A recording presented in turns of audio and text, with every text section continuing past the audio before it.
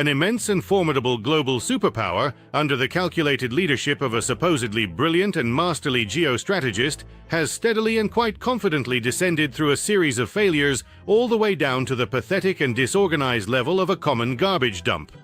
It's just a country!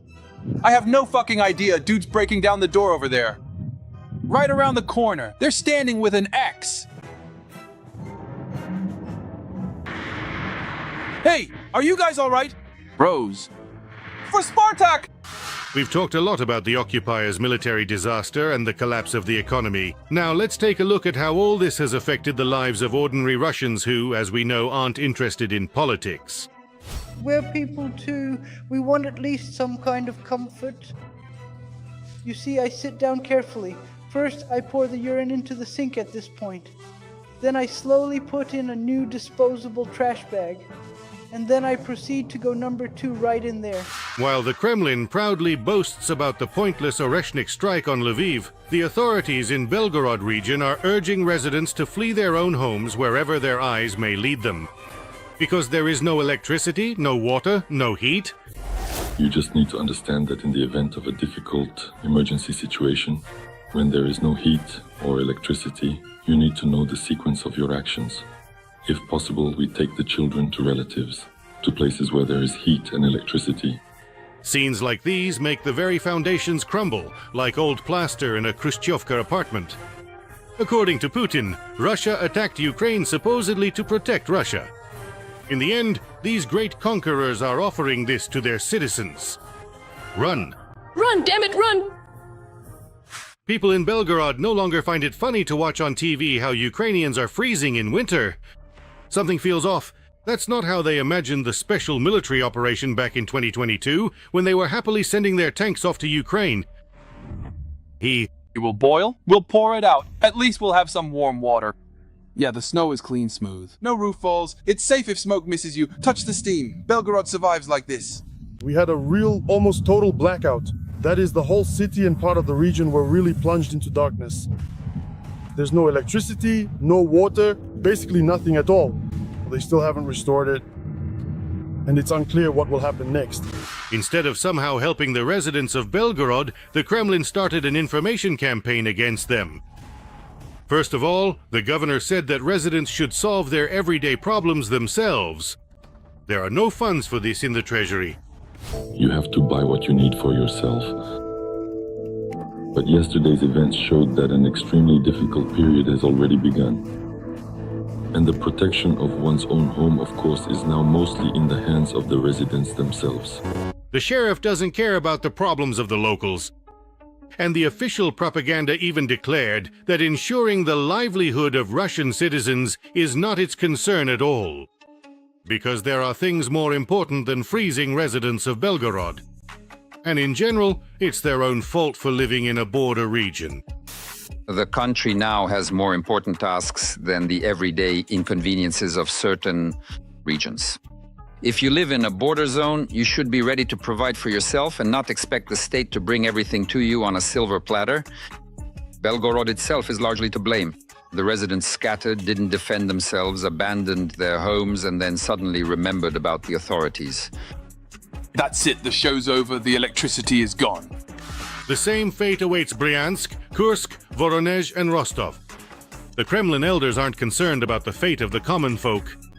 They're thinking about loftier things, about how to sell natural resources to Trump for the best profit. Did we really vote for Russia just so that Russia would leave us without a means to survive? Why is the administration putting our Russia at risk with its actions? So that now people are upset. Ukraine used to provide jobs, but under Russia, we've been left without work. The actions they're taking are discrediting Russia itself. And it's not just Russians in border or frontline regions who are freezing, but even those who can only see the war on TV. In the Tiva region, there's been no electricity for almost 48 hours. No water, nothing at all. Maybe someone knows. Representatives from Rossetti. Send this to them. My reels, people here are dying, freezing to death. Are you even normal? Not a single crew is coming out here. All the roads are buried. People can't get out at all. What is this? What is going on? This is Russia! Moscow's policy is to spend all the money on war and send utility specialists into meat grinder assaults. The result is a complete collapse of infrastructure, even without bombings. And of course, poverty and unemployment. When we were in Lekorg, we asked people and they said there's no work. There's a complete lack of jobs on one hand, and on the other, there's already a shortage of people, especially men. Only old people are left, yes. Schools are closing because there are only 4 to 6 children in them. It's no longer profitable to keep it open. And at the same time, on every pine tree, at every bus stop, there are ads saying, sign up for the special military operation. The clearest example of absurdity is that very Oreshnik. 2 missiles with a total value of about $100 million were launched from the Kapustin Yar testing ground. This is what Kapustin Yar looks like. The place from which $100 million flew away and made a few holes in the ground near Lviv. For those who deal with the problem on social media every day, there are plenty of photos showing villagers collecting snow in buckets.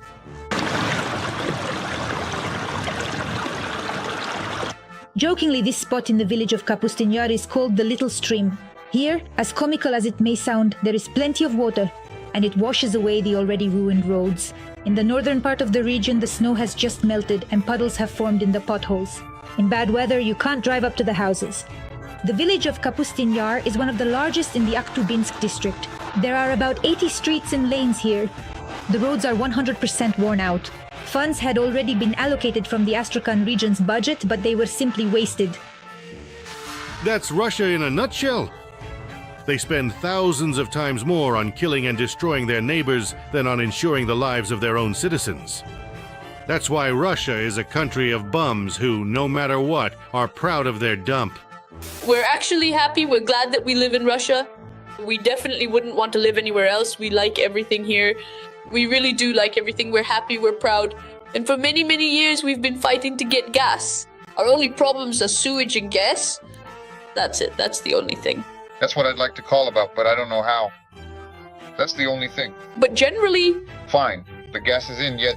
Gas, thank God. Yes, now, well, they've started, thank God. But as for the sewage, still nothing. So if you go to Ananino, people just dump everything onto the road. And it reeks. Kremlin propaganda has long been pushing the idea that living well is actually bad. A Russian person doesn't need comforts or the joys of life, because he is spiritually rich and fair wages, healthcare, quality food, and warm homes are all the influence of the decaying West. We're satisfied, thank God.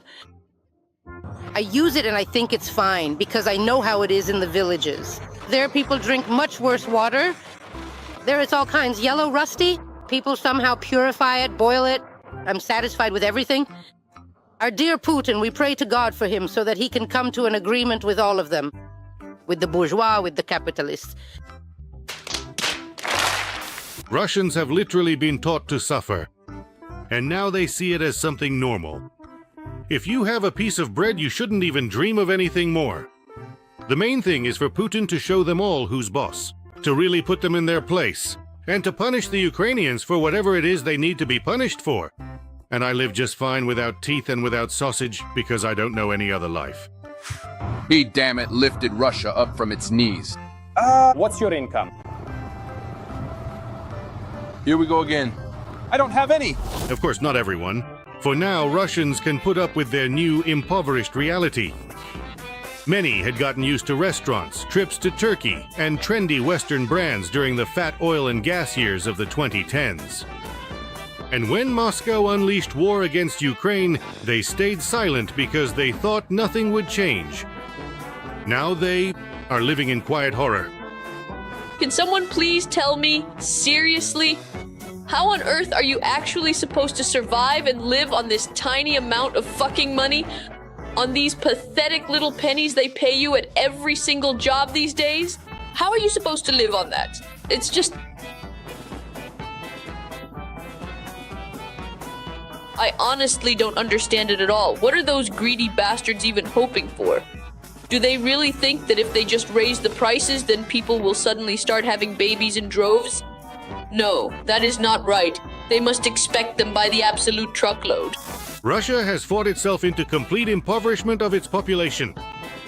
the war is taking away the last thing they have. And the scariest thing for Russians is that this isn't even rock bottom yet. It's going to get much worse.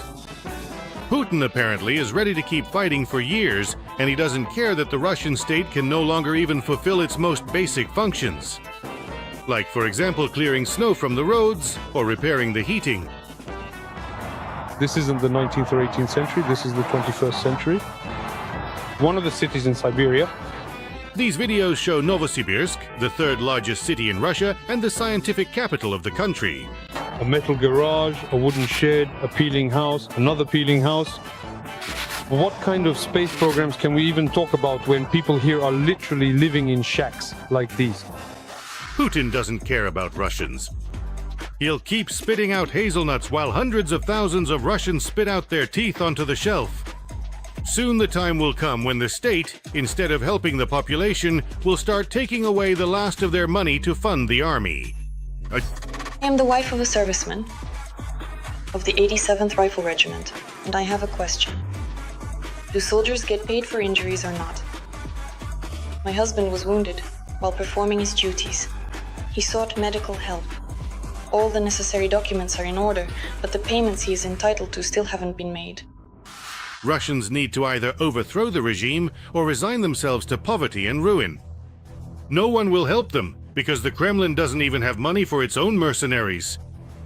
The occupiers are complaining en masse about delayed payments and about the fact that after returning from the front, no one needs them, and they quietly drink themselves to death from hunger.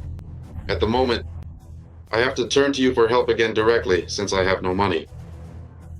The only money I have is the 8,000 rubles as a combat veteran, which I was granted. In August, I was officially assigned a disability group, the first group for life. In September, I submitted the necessary documents to the military enlistment office to receive a pension. But at the moment, as of January, I still haven't received a pension. Across Russia, crowds of maimed, abandoned mercenaries wander and crawl, whose fate no one cares. Except for criminals who have launched a real hunt for their fellow occupiers to take away their compensation for injuries. I came to visit my parents on leave. After being wounded after the hospital, I went to the nightclub, Geometry. I was sitting there minding my own business, not bothering anyone. A guy I didn't know came up to me. He asked me to step outside. We went outside together. He started accusing me, asking why I wasn't contributing to the group. I wasn't contributing to them. With money, with booze, drugs. He said, what kind of contribution is that? And then basically they all started beating me up as a group. They kept hitting me over and over, took my watch, broke 4 of my lower ribs, and now I have to wear a brace. The only task and purpose of the state is to ensure the safety and a decent standard of living for its citizens. Russia is an anti-state because it does everything the opposite way. It has even neglected the basic needs of its population. Instead, it started a war of aggression that has killed over 1 million of its own people, and now it can't even defend its own territory from retaliatory strikes. And it officially declares that Russians must save themselves. So, it turns out that the Russian state has no purpose at all. It's a failed state. The Russian state is now the main enemy of Russians, and they must eliminate it.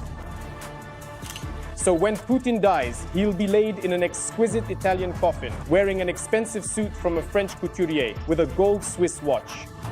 But Putin will rot away over the years, while Western values will remain.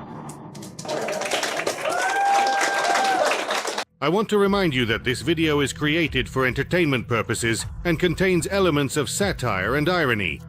All facts and events are presented in a hyperbolized or exaggerated form to convey a comedic or dramatic effect. We do not aim to mislead, but simply emphasize humor. Please take this with a smile.